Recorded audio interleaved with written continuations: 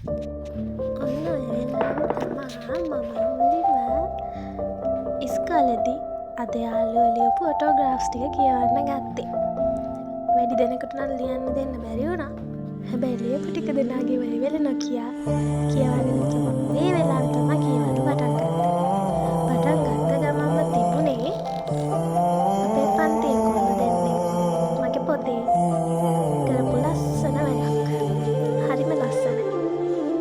ඒක තමයි ඔටෝග්‍රාෆ් එකේ තිබුණ පළවෙනි පිටුව. දැනට ඒක විශේෂ කෙනෙකුට.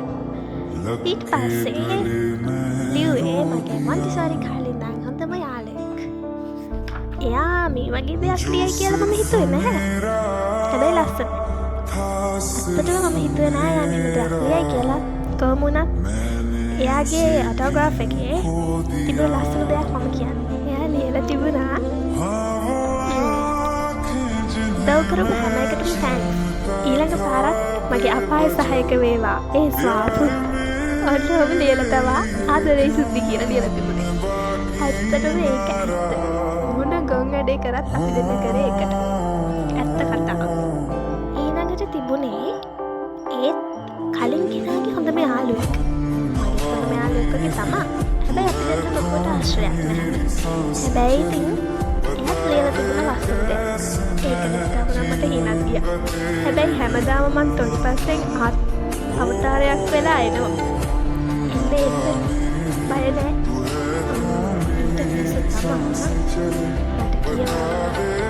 ඉවසිල්ලක් නැතුව හිටපු ඔටෝග්‍රාෆ් එක හම්බුනේ. ඒකට හේතුව අපි දෙන්න තරහ වෙච්ච තරම්. ඒක අපිටවත් මතක නැත්තා.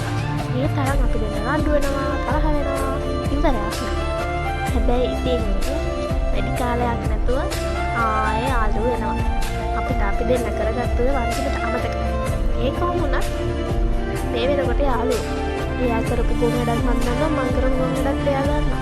අපි දෙන්න ගන්න දේවල් කිව්වොත් එහෙම අපි දෙන්නම ඉවරයි.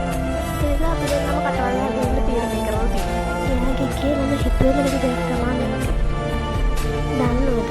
මට අසනීප තියෙනවා කියලා දැනගත්ත පස්සේ මට සිරා ආව ගියා.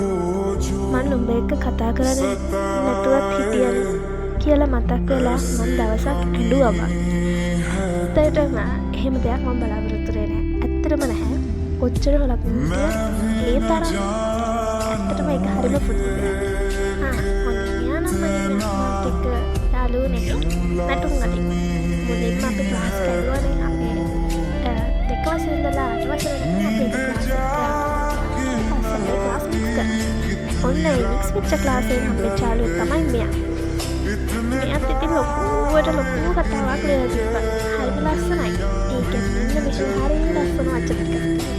අපි දෙන්න තරහ වුණා තමයි. ඔයත් එක්ක තරහ වෙන්න හිතුවට ඔයා එක්ක තරහ වෙන්න බෑ සුද්ද. මොනවා වුණත් ආදරේ තැවෙන්න. ඒක පිටත් එහෙම තමයි.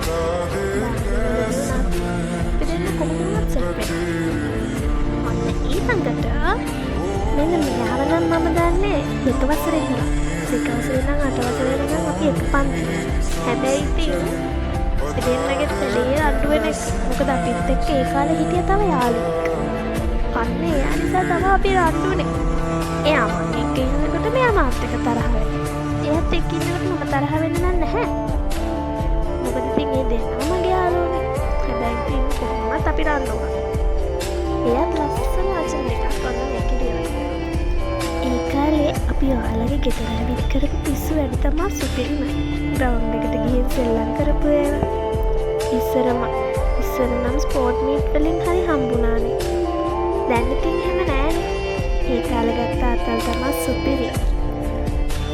මන්නමයි එයාගේ. ඊට පස්සේ අපිට ඔටෝග්‍රාෆ් එකේ අන්තිම කෙනා. එයාම මම දාන ස්පෝර්ට්. එයාත් ඉතින් ලොකුවට දෙයක්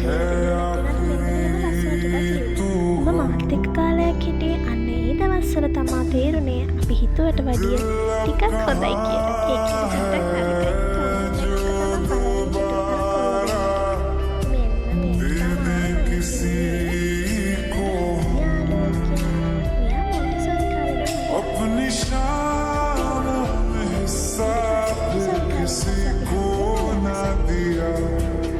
इश्क तेरा